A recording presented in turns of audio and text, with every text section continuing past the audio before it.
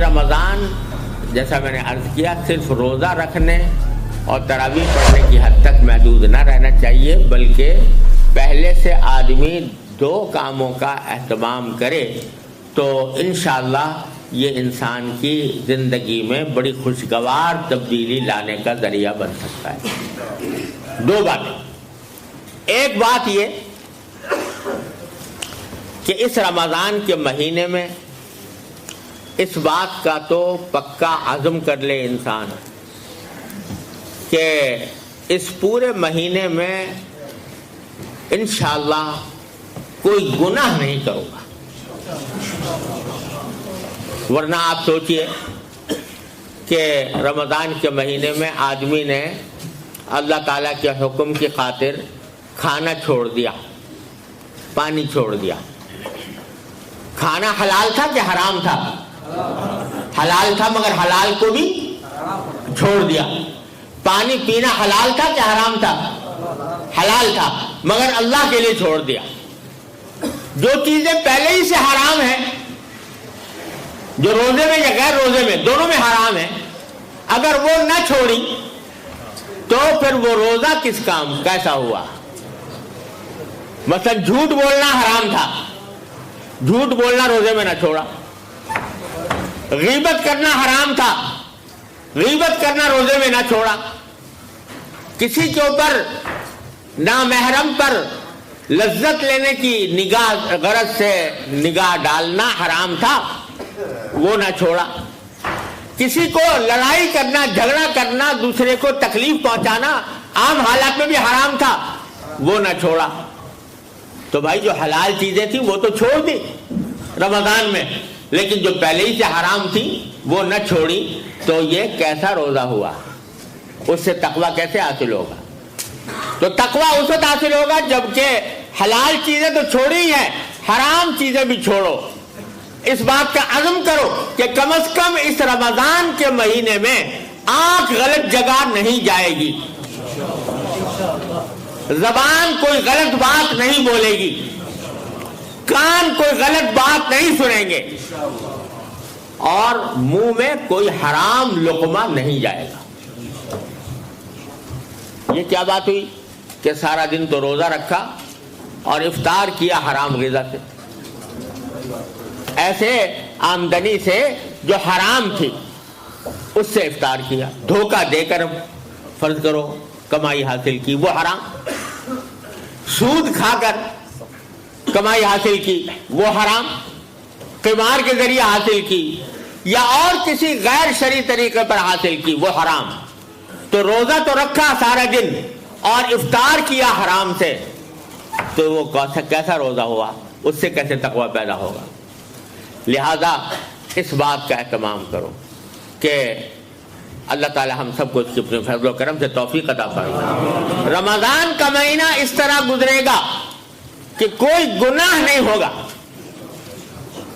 اور اس کے لیے اپنی پوری ہمت کا مظاہرہ کرنا ہوگا کہ اسی طرح جیسے شدید پیاس میں پانی پینے سے پرہیز کرتے ہو، اسی طرح گناہ کے ارتکاب سے بھی پرہیز کر کے دیکھو کرو، تو یہ رمضان کا مہینہ اس کی تربیت اور اللہ تعالیٰ کے ساتھ تعلق مضبوط کرنے کا بہترین ذریعہ بنے گا۔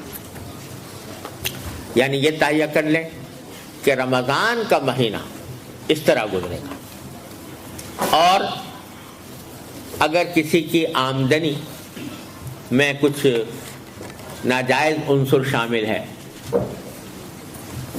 ناپاک، ناجائز، حرام عنصر شامل ہے، کم از کم یہ طے کر لے کہ رمضان کے مہینے میں میرا جو کھانا ہوگا وہ حلال آمدنی سے ہوگا، چاہے اس کے لیے کسی سے قرض ہی لینا پڑے، لیکن قرض لے کر کھا لوں گا، لیکن حرام چیز نہیں کھاؤں گا، حرام آمدنی کو استعمال نہیں کروں گا۔ یہ اللہ تبارک و تعالیٰ اپنے رحمت سے یہ ہمیں اس کے عزم کی توفیق عطا فرمائے۔ رمضان کا مہینہ اس طرح گزاریں گے، گناہ نہیں۔ ایک بات، دوسری بات یہ کہ رمضان کا مہینہ در حقیقت اس لیے آتا ہے تاکہ ہمارا اللہ تعالیٰ کے ساتھ جو تعلق دنیاوی مشاغل کی وجہ سے ڈسٹرب ہو گیا ہے اس کو بحال کیا جائے، اس کو ریسٹور کیا جائے اور اس کو بہتر طریقے پر اس کے اندر ترقی پیدا کی جائے۔ اس کے لیے دوسرا کام یہ ہے کہ نفلی عبادتیں جو فرض نہیں ہیں، واجب نہیں ہیں، لیکن نفلی عبادتیں عام دنوں سے زیادہ کی جائیں۔ مثلا قرآن کریم کی تلاوت یہ بہترین عبادت ہے، وہ جتنی زیادہ سے زیادہ قرآن کی تلاوت ہو سکے وہ کی جائے۔ اسی طرح بہت سی نفلی نمازیں ایسی ہیں جو عام دنوں میں پڑھنے کی توفیق نہیں ہوتی، تہجد پڑھنے کا موقع نہیں ملتا، لیکن اس وقت رمضان کے اندر یہ طے کر لیں کہ رمضان میں ہم تہجد کا بھی اہتمام کریں، یعنی اس میں آدمی سحری کھانے کے لیے تو اٹھتا ہی ہے نا، تو تھوڑا سا پہلے اٹھ جائے اور کچھ تہجد کی رکعتیں تہجد کی نیت سے پڑھ لے۔ اشراق تو اوابین یہ جو نفلی نمازیں ہیں ان کا عام دنوں میں اہتمام نہیں ہوتا، تو آدمی یہ سوچ لے کہ میں اس میں زیادہ اہتمام کروں گا۔ تو دو باتیں ہو گئی، ایک گناہوں سے بچنے کا اہتمام، دوسرا نفلی عبادتوں کی کثرت جن میں قرآن کریم کی تلاوت سر پیری سے جتنا زیادہ ہو سکے۔ حدیث میں رسول کریم صلی اللہ علیہ وسلم کا معمول یہ آیا ہے کہ ہر رمضان میں حضرت جبریل امین علیہ السلام آ کر قرآن کریم کا دور کیا کرتے تھے حضور اقدس صلی اللہ علیہ وسلم، اور جس سال آپ کی وفات ہوئی تو 2 مرتبہ دور کیا اس سال، تو اور پھر بزرگوں کا معمول شروع سے چلا تھا۔ قرآن کریم کو رمضان سے خاص نسبت ہے، تو بزرگوں کا معمول شروع سے چلا آتا ہے کہ رمضان کے مہینے میں قرآن کریم کی تلاوت کی مقدار اپنی معمول کی مقدار سے بہت بڑھا دی جاتی ہے، بڑھا کر تلاوت کرتے ہیں۔ تو یہ نفل عبادتوں کا اہتمام، گناہوں سے بچنا اور نفل عبادتوں کا اہتمام، یہ 2 باتیں، لیکن یہ اس وقت ہوں گی کہ رمضان کے آنے سے پہلے ابھی سے انسان رمضان کے لیے کچھ پلاننگ کرے، یعنی ایسی پلاننگ کرے کہ جس میں اس کو اس بات کا کے لیے اہتمام کرے کہ مجھے رمضان میں ان کاموں کے لیے زیادہ وقت ملے، اپنی دوسری مصروفیات کو جتنا کم کر سکے بغیر کسی کا حق مارے ہوئے، اگر جتنا کم کر سکتا ہے اس کو کم کرے اور نفلی عبادتوں کے اوقات کو بڑھائے اور گناہوں سے بچنے کا اہتمام کرے۔ جو مواقع ہوتے ہیں گناہوں میں مبتلا ہونے کے، ان مواقع پر جانے سے پرہیز کرے اور پہلے سے اس کا منصوبہ بنائے کہ رمضان کے مہینے میں اپنے شب و روز کے معمولات، میرے دن رات کے معمولات کس طرح ہوں گے، پہلے سے یہ پلاننگ کریں۔ تو جب شروع ہوگا رمضان تو انشاءاللہ ان 2 باتوں کا جب اہتمام ہوگا تو اللہ تعالیٰ کی رحمت سے جو اس کا اصل مقصد ہے کہ انسان کی زندگی میں تبدیلی آئے، وہ تقویٰ کی طرف بڑھے، اس کا اللہ تبارک و تعالیٰ کے ساتھ تعلق مضبوط ہو، وہ انشاءاللہ فائدہ حاصل ہوگا۔ اور ایک خوشخبری بھی ہے جو حضور اقدس نبی کریم سرور دو عالم صلی اللہ علیہ وسلم نے عطا فرمائی ہے۔ خوشخبری یہ عطا فرمائی ہے کہ آپ نے فرمایا کہ من سلم لہ رمضان سلمت لہ السنہ، یعنی جس شخص کا رمضان سلامتی سے گزر جائے اس کا پورا سال سلامتی سے گزرے گا۔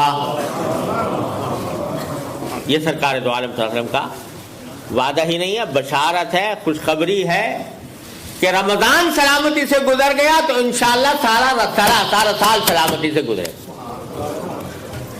تو اگر ہم نے اس کا اہتمام کر لیا کہ یہ رمضان جو آ رہا ہے اس میں ہم ان باتوں کا اہتمام کرتے ہوئے اور اس کو سلامتی کے ساتھ گزار دیں، گناہوں سے بچ کر گزار دیں، اللہ تعالیٰ کے ساتھ تعلق کو مضبوط کر کے گزار دیں، تو اللہ تعالیٰ کی رحمت سے امید ہے، سرکار دو عالم صلی اللہ علیہ وسلم کی خوشخبری ہے کہ انشاءاللہ آئندہ سال بھی اسی سلامتی کے ساتھ گزرے گا. اللہ تعالیٰ اس کی توفیق عطا فرمائے. دیکھو یہ بعض اوقات انسان کی زندگی میں انقلاب اس طرح آ جاتا ہے کہ ایک چھوٹا سا نقطہ انسان کی پوری زندگی بدل دیتا ہے. یہ اللہ تعالیٰ کی طرف سے اس کا کرم ہوتا ہے. اللہ یجتبی الیہ من یشاء ویہدی الیہ من ینیب. اللہ تعالیٰ نے وعدہ فرمایا اللہ تعالیٰ اپنی طرف کھینچ لیتے ہیں جس کو چاہتے ہیں, اور جو اللہ تعالیٰ کی طرف رجوع کرتا ہے اس کو اپنی طرف ہدایت عطا فرماتا ہے. تو میرے شیخ حضرت عارفی قدس اللہ تعالیٰ سرہ, اللہ تعالیٰ ان کے درجات بلند فرمائے, وہ ایک بڑی تسلی کی بات فرمایا کرتے تھے جس سے بڑی تسلی ہوتی. علماء حضرات موجود ہیں, وہ اس کا صحیح لطف محسوس کریں گے. وہ فرماتے تھے کہ اللہ یجتبی الیہ من یشاء, اس میں یشاء کی ضمیر جو ہے تو وہ بظاہر اللہ تعالیٰ کی طرف راجع ہے کہ اللہ تعالیٰ اپنی طرف کھینچ لیتا ہے جس کو چاہتا ہے. حضرت فرماتے ہیں کہ اس میں ایک احتمال یہ بھی ہے کہ یشاء کی ضمیر من کی طرف راجع ہے, یعنی اللہ تعالیٰ کھینچ لیتے ہیں اپنی طرف اس کو جو کھینچنا چاہے. اللہ یجتبی الیہ من یشاء, یعنی جو چاہے کہ مجھے اللہ تعالیٰ کھینچ لے, اللہ اس کو بھی کھینچ لیتے ہیں اپنی طرف. ہاں جو کھینچنا ہی نہ چاہے تو پھر اس کا تو کوئی علاج نہیں, لیکن جو کھینچنا چاہتا ہو کہ اللہ تعالیٰ مجھے کھینچ لے, اس کو اللہ تعالیٰ کھینچ لے. تو اس کے معنی کیا ہوئے کہ اگر ہم چاہیں گے کہ اللہ تعالیٰ ہمیں اپنی طرف کھینچ لے تو اللہ تعالیٰ کھینچ لیں گے. اور چاہنے کا مطلب یہ ہے, اللہ کے کھینچنے کا چاہنے کا مطلب یہ ہے کہ قدم بڑھاؤ, ارادہ کرو, ہمت کو تازہ کرو, عزم کو تازہ کرو, اور ایک قدم بڑھا دو گے. اللہ تعالیٰ فرماتے ہیں جو میری طرف ایک قدم بڑھ کے آتا ہے میں اس کی طرف 2 قدم بڑھ کے جاتا ہوں. جو میری طرف ایک بالش آتا ہے میں 1 ہاتھ اس کے آگے جاتا ہوں. جو 1 ہاتھ میرے پاس آتا ہے تو میں 2 ہاتھ اس کے آگے جاتا ہوں. اللہ تعالیٰ کا یہ حکم ہے. الذین جاہدوا فینا لنہدینہم سبلنا, جو ہمارے راستے میں کوشش کرتے ہیں ہم ان کو پکڑ کر اپنے راستے پر لے جاتے ہیں. یہ اللہ تبارک و تعالیٰ کا وعدہ ہے, معمولی بات نہیں ہے. ایک جب بچہ ہوتا ہے وہ شروع میں جب چلنا سیکھتا ہے تو چلنا نہیں آتا, ماں باپ اس کو چلانے کی عادت ڈالنا چاہتے ہیں. تو ابھی وہ کھڑا ہونا سیکھا ہے, اس نے چلنا نہیں سیکھا, تو ماں باپ اس کو بلاتے ہیں آؤ, اور وہ ڈرتا ہے آتے ہوئے. اگر آئے گا آگے بڑھے گا تو 1 آدھ قدم بڑھا کر گرنے لگتا ہے, لیکن باپ گرنے نہیں دیتا.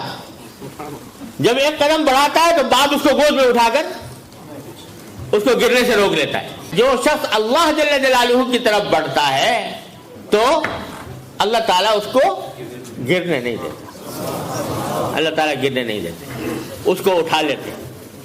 اور جب باپ ایسا کرتا ہے تو اللہ جل جلالہ کی رحمت و شفقت تو باپ سے کہیں زیادہ. لہذا گھبراؤ نہیں, مایوس نہ ہو. اپنے حالات کا جائزہ جب لیتے ہو تو اس میں مایوسی کو راہ نہ دو. اللہ تعالیٰ نے توبہ کا دروازہ کھول رکھا ہے. جب کبھی گرنے لگو اللہ تبارک و تعالیٰ کو پکارو, یا اللہ میں گرنے لگا ہوں مجھے سنبھال لیجیے, اللہ تعالیٰ سنبھال لے. اور اگر پھر بھی گر پڑو تو پکار لو ان کو کہ استغفر اللہ ربی من کل ذنب واتوب الیہ, میں اللہ تعالیٰ سے استغفار کرتا ہوں, توبہ کرتا ہوں, تو اللہ تعالیٰ فوراً معاف فرما دے. یاد رکھو یہ توبہ اور استغفار ایسی چیز ہے کہ اللہ تبارک و تعالیٰ نے سارے گناہوں کا تریاق اتنا آسان بنا دیا. شیطان کو اللہ تعالیٰ نے بے شک پیدا کیا اور انسان کے دل میں نفس بھی رکھ دیا، رفتانی خواہشات بھی رکھ دی جو انسان کو گناہوں کی طرف لے جاتی ہیں. لیکن اللہ جل جلالہ کی رحمت سے یہ بات ناممکن تھی کہ وہ زہر پیدا کرے اور تریاق پیدا نہ کرے. تو اللہ تعالیٰ نے جہاں گناہ کا زہر پیدا کیا، شیطان اور نفس پیدا کیا، وہاں اس کا تریاق اتنا آسان اتنا آسان اتنا آسان کر دیا کہ اگر کبھی تمہیں شیطان ڈس لے، یہ نفسانی خواہشات کی وجہ سے گناہ میں مبتلا ہو جاؤ، مایوس نہ ہو، بلکہ میری طرف رجوع کر کے کہہ دو استغفر اللہ ربی من کل ذنب واتوب الیہ. جب کہہ دو گے تو سب دھل جائے گا، سب دھل جائے گا. توبہ اور استغفار کے ذریعے گناہ کے معاف ہونے کا مطلب یہ ہے کہ وہ گناہ انسان کے نامہ اعمال ہی سے مٹا دیا جاتا ہے، نامہ اعمال ہی میں نہیں رہتا. یعنی ایک صورت تو یہ تھی نا کہ لکھ دیا جاتا کہ بھئی یہ گناہ کیا تھا مگر چلو ہم نے معاف کر دیا. وہ فرماتے ہیں لکھا بھی نہیں جائے گا. قیامت میں بھی جب نامہ اعمال سامنے آئے گا اس میں اللہ تعالیٰ نہیں اس کو ظاہر نہیں فرمائیں گے. ایک تو حساب کتاب کے طریقے ہوتے ہیں نا، اکاؤنٹس میں ایک ڈیبٹ ہوتا ہے کریڈٹ ہوتا ہے، تو وہ دونوں ساتھ ساتھ چلتے رہتے ہیں، ڈیبٹ بھی آ رہا ہے کریڈٹ بھی آ رہا ہے، اور آخر میں جا کے ٹوٹل ہو جاتا ہے. تو اللہ تعالیٰ کے ہاں یہ ڈیبٹ کریڈٹ نہیں ہے. اللہ تعالیٰ کے ہاں جب کبھی گناہ معاف ہوا تو بس وہ بیلنس شیٹ سے غائب ہو گیا، اس کے اندر باقی نہیں رہا، تاکہ قیامت میں دیکھ کر انسان کو شرمندگی بھی نہ ہو، قیامت میں شرمندگی بھی نہ ہو. اللہ تعالیٰ ایسے تواب الرحیم ہے، لہذا گھبراؤ نہیں. قل یا عبادی الذین اسرفوا علی انفسہم لا تقنطوا من رحمت اللہ ان اللہ یغفر الذنوب جمیعا. کتنے کھلے کھلے لفظ میں اللہ تعالیٰ نے فرمایا، اے وہ لوگوں، میرے وہ بندو جنہوں نے اپنی جانوں پر ظلم کیا ہے، اللہ کی رحمت سے مایوس نہ ہو. یقین رکھو کہ اللہ تعالیٰ سارے گناہوں کو معاف کر دے گا. یہ الفاظ ہیں جو قرآن نے کہے. والذین اذا فعلوا فاحشۃ او ظلموا انفسهم ذکروا اللہ فاستغفروا لذنوبہم ومن یغفر الذنوب الا اللہ ولم یصروا علی ما فعلوا وهم یعلمون. کیا الفاظ استعمال فرمائے ہیں کہ وہ لوگ ہیں کہ جن سے کبھی کوئی بے حیائی کا کام ہو گیا، فعلوا فاحشۃ او ظلموا انفسهم، اپنی جانوں پر ظلم کر بیٹھے، ذکر اللہ، تو اس وقت ان کو اللہ یاد آ گیا کہ اللہ مجھ سے غلطی ہو گئی، فاستغفروا لذنوبہم، تو اپنے گناہوں کی انہوں نے مغفرت مانگ لی. اور بیچ میں اللہ فرمایا من یغفر الذنوب الا اللہ، اللہ کے سوا کون ہے جو گناہوں کو معاف کرے. ولم یصروا علی ما فعلوا، اور اصرار نہیں کرتے اس پر جو کر گزرے ہیں، اس پر اصرار نہیں کرتے، یعنی سینہ زوری نہیں کرتے. جیسے اللہ بچائے بعض اوقات آدمی کہنے لگتا ہے یہ کیا ہے، یہ ہم سے ہو گیا لیکن یہ تو کوئی بری بات نہیں ہے، اس کو برا ہی نہ مانے آدمی. لم یصروا علی ما فعلوا وهم یعلمون. تو پھر اللہ تعالیٰ کے یہاں معافی کا دروازہ چوپٹ کھلا ہوا ہے، چوپٹ کھلا ہے. اس واسطے مایوسی کی بات نہیں، اللہ تبارک و تعالیٰ کی طرف رجوع کرنے کی بات ہے. جب آدمی قدم بڑھائے گا، توبہ کرے گا، استغفار کرے گا، قدم بڑھائے گا، تین کام: نادم ہو اپنے گناہوں پر، اللہ سے مغفرت مانگے، آئندہ نہ کرنے کا اپنی طرف سے عزم کرے، اور پھر قدم بڑھا دے اللہ تعالیٰ کی طرف. تو پھر فرمایا کہ یجتبی الیہ من یشاء، جو چاہتا ہے کہ مجھے کھینچ لیا جائے اللہ تعالیٰ اس کو کھینچ لیتے ہیں. تو بھائی یہ ساری خوشخبریاں ہمارے لیے موجود ہیں، اور ان خوشخبریوں کو عمل میں لانے کا بہترین وقت آنے والا ہے، رمضان کا مہینہ. اللہ تبارک و تعالیٰ اپنے فضل و کرم سے، اپنے رحمت سے ہمیں اس سے صحیح فائدہ اٹھانے کی توفیق عطا فرمائے. ایک گزارش آخر میں یہ کروں گا کہ اسی رمضان کے مہینے میں جو ہمارے عام مسلمان بھائی ہیں وہ کچھ دینی کتابوں کے مطالعے کا بھی اہتمام ہے. جیسے وہ کتابیں جن میں فضائل مذکور ہیں رمضان مبارک کے، ایسی کتابیں جس میں نبی کریم سرور دو عالم صلی اللہ علیہ وسلم کی احادیث کی تشریح ہے، قرآن کریم کی تفسیریں چھپی ہوئی ہیں، ان کے مطالعے کا اہتمام کریں. اپنے گھر والوں کو بھی جمع کر کے قرآن کریم کی تفسیر اور اس کا مطلب سمجھانے کی کوشش کریں. اور صحابہ کرام کے حالات، حیات الصحابہ، حضرت شیخ حدیث صاحب حضرت مولانا محمد یوسف کاندھلوی رحمۃ اللہ علیہ کی حیات الصحابہ ہے. تو صحابہ کرام کے حالات جو ہیں وہ ایسی چیز ہیں کہ جو انسان کی زندگیوں میں انقلاب لانے والی ہیں. ان کے باتوں میں نور ہے، ان کے واقعات میں نور ہے، ان کے ناموں میں نور ہے. اس کو پڑھیں اور اپنے گھر والوں کو سنائیں. تو مجھے اللہ تعالیٰ کی رحمت سے امید ہے، کچھ بعید نہیں ہے کہ یہ آنے والا رمضان ہم سب کے لیے اپنی زندگیوں میں ایک خوشگوار انقلاب لانے کا ذریعہ بن جائے. وآخر دعوانا الحمدللہ.